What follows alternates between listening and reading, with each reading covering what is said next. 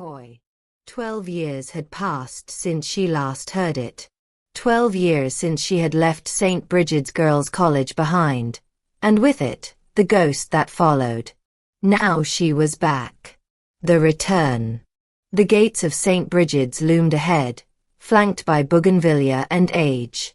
The compound looked smaller than she remembered, but no less haunted by its own history.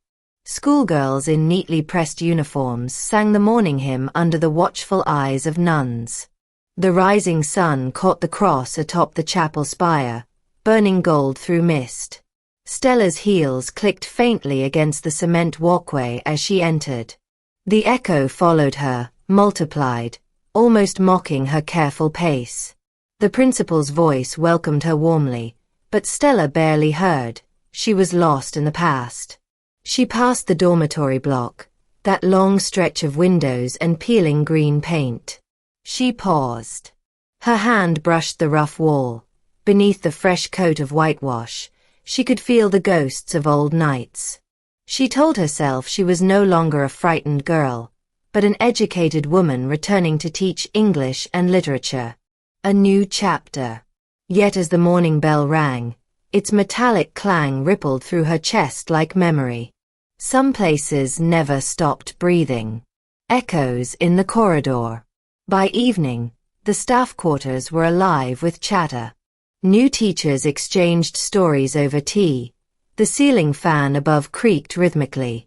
The laughter of students drifted in from the dorms, familiar and innocent. But when Stella walked down the long corridor to her classroom, she noticed how the sunlight filtered through dust, how each step she took seemed followed by another half-beat behind her. Coy. Coy. She stopped. The echo stopped too. A trick of acoustics, she reasoned. The floors had always played games with footsteps. Still, she found herself glancing back every few steps, half expecting to see the hem of a white gown disappear around a corner. She reached her classroom. The laughter of girls filled the space. Comforting, almost. She smiled, teaching her first lesson with ease. But somewhere, at the edge of her hearing, another rhythm threaded itself through the hum of chatter. A slower, solitary click. Coy. Coy. Coy. Her throat went dry. Rumors in the air. By the second week, the whispers began. It started in the dormitories. Murmured tales passed under mosquito nets at night. A junior claimed she'd seen a woman in white standing outside the bathroom block. Another swore she'd heard high heels pacing behind the dining hall after lights out. Stella laughed it off when she overheard two students gossiping about Lady Coy Coy. Every generation had its ghost story, didn't it? But that night, alone in her quarters, her laughter turned into silence.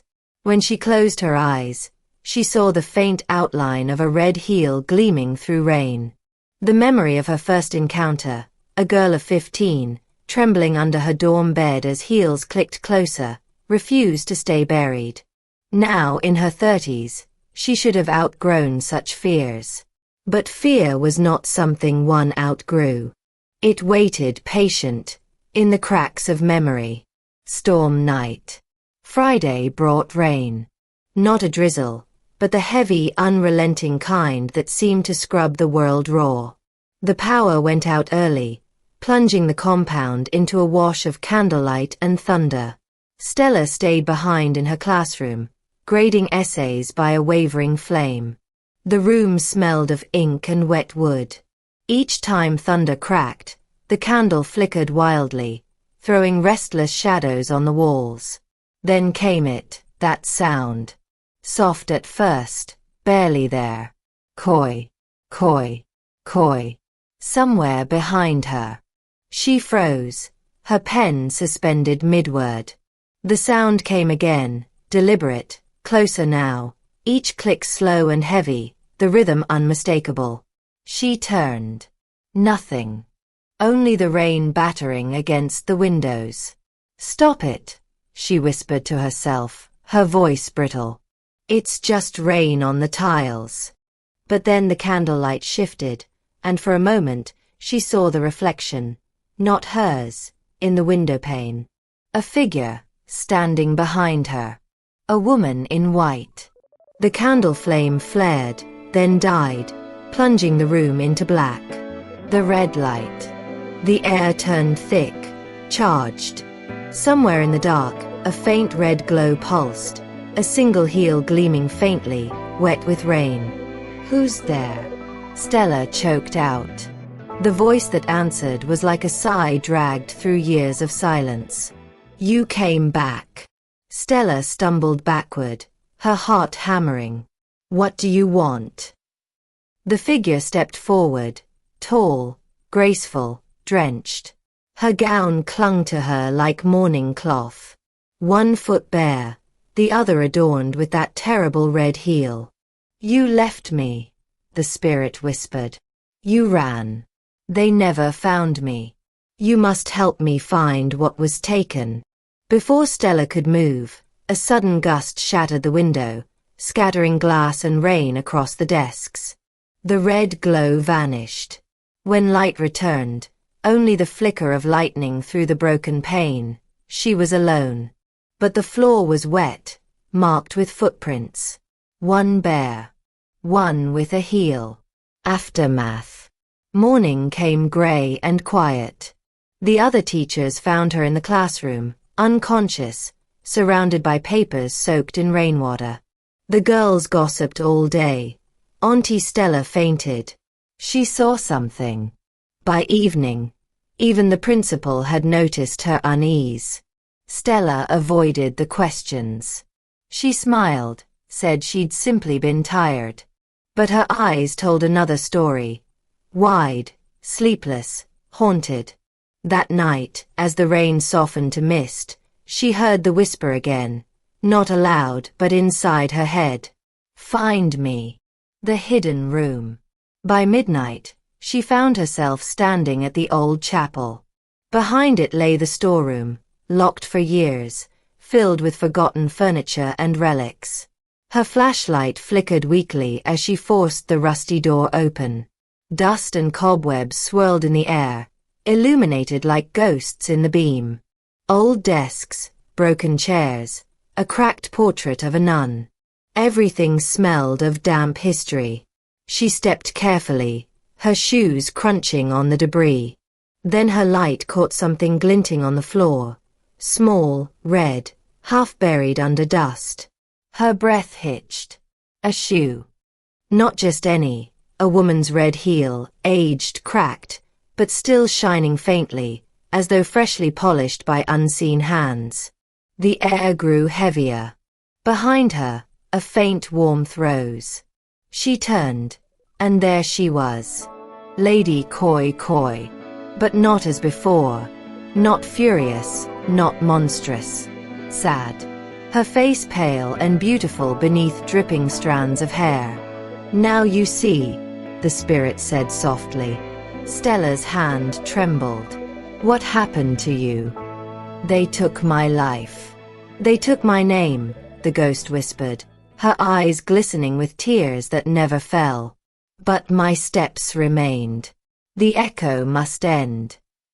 Stella knelt, heart pounding. She picked up the shoe and placed it on the dusty floor. "Rest now," she murmured. "No one will forget you." The spirit smiled faintly. The air shimmered with a gentle red glow, and then, slowly, she faded. The light dissolved into silence. The morning after. When dawn broke, the school compound seemed washed clean. The sky was pale gold. The rain had stopped.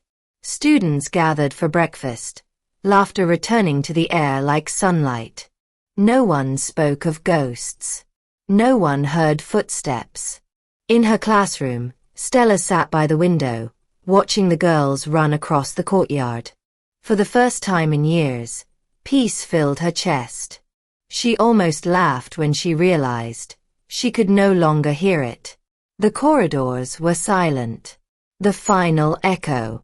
That night, as the moon rose above the chapel, a soft breeze swept through the halls. The tiles glistened faintly under the silver light.